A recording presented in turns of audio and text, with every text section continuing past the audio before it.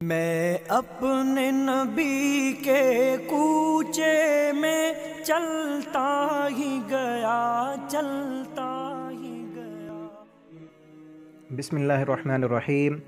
السلام علیکم دوستو، جس انسان کو اللہ رب العالمین بچانا چاہیں، پوری کائنات مل کر بھی اس کا بال بھی بیگا نہیں کر سکتی، اور اللہ رب العالمین جس انسان کو پکڑنے پر آئیں اور مارنے پر آئیں، پوری دنیا مل کر اسے بچا نہیں سکتی۔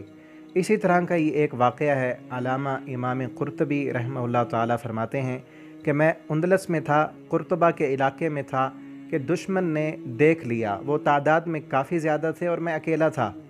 میں کسی طرح ان سے بھاگ نکلا اور چھپتا چھپاتا ایک طرف نکل گیا۔ ادھر دشمن بھی میری تلاش میں تھا۔ میں ایک چٹیل میدان میں تھا کہ اچانک دو گھڑ سوار مجھے تلاش کرتے ہوئے آ گئے۔ چھپنے کی کوئی بھی جگہ نہیں تھی مجھے، اور تو کچھ نہ سوجھی۔ میں ذرا نشیبی زمین پر بیٹھ گیا اور سورہ یاسین اور دوسری صورتیں پڑھنا شروع کیں۔ اچانک وہ دونوں میرے پاس سے باتیں کرتے ہوئے گزر گئے۔ پھر تھوڑی دیر کے بعد دوبارہ ان کا گزر میرے سامنے سے ہوا۔ میں اسی جگہ پر بیٹھا ہی رہا۔ میرے کانوں میں ان کی گفتگو کی آواز آ رہی تھی۔ ایک دوسرے سے کہہ رہا تھا، لگتا ہے وہ آدمی کوئی شیطان تھا، ورنہ ہمارے سامنے اس میدان میں تھا، اب نظر نہیں آ رہا۔ دراصل اللہ تعالیٰ نے ان دشمنوں کو وقتی طور پر اندھا کر دیا تھا۔ وہ میرے سامنے سے گزرے اور واپس بھی آئے۔ چٹیل میدان تھا، کوئی آڑ بھی نہ تھی، کوئی چھپنے کی جگہ نہیں تھی۔ بس رب کو منظور تھا کہ اس نے مجھے بچانا تھا۔ اس نے اپنے فضل و کرم سے مجھے بچا لیا، اور یہ سچ ہے کہ جسے اللہ رکھے اسے کون چکھے۔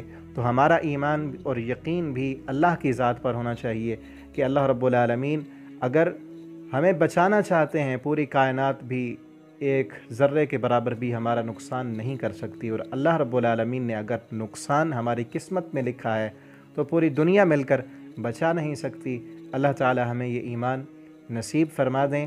والسلام علیکم ورحمۃ اللہ وبرکاتہ۔ اپنے نبی کے کوچے میں چلتا ہی گیا، چلتا